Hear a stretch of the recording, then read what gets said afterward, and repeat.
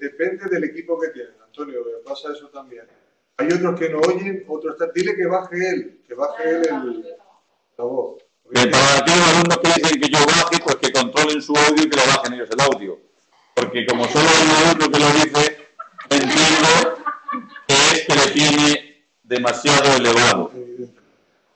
Porque si yo bajo el audio, lo bajo para todos. Mientras que si tú lo bajas para ti. ¿Vale? Bien. Yo puedo hablar más flojo, puedo hablar más suave, incluso puedo estarme callado y apenas sí hablar. Bien. Así es mejor. Bien. Entonces, ¿os parece mejor este tono de voz?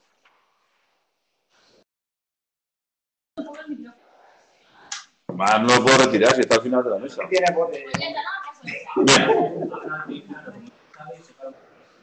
Para aquellos alumnos que se han incorporado, nosotros ya hemos comenzado la asignatura, hemos dado el tema 1, hemos hablado del carácter pluridimensional de los derechos humanos y del carácter multidisciplinar de los derechos humanos. Hemos hablado de las distintas dimensiones y de las distintas fundamentaciones, hemos hecho preguntas que los alumnos han planteado y que hemos ido resolviendo en clase, aunque es verdad que las he resuelto yo en el sentido de que yo las he ido leyendo para evitar que los alumnos se perdiesen. Ya hemos también visto el tema 2, que es la historia del nacimiento de los derechos humanos.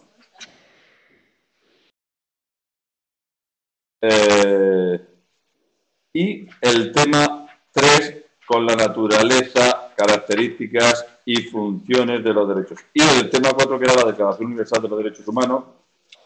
Lo importante del tema 4 no es aprenderse la Declaración de los Derechos Humanos ni su articulado, sino saber por qué sucede, cómo está estructurada, sobre todo luego las distintas generaciones que se han dado o que se están dando en los derechos humanos.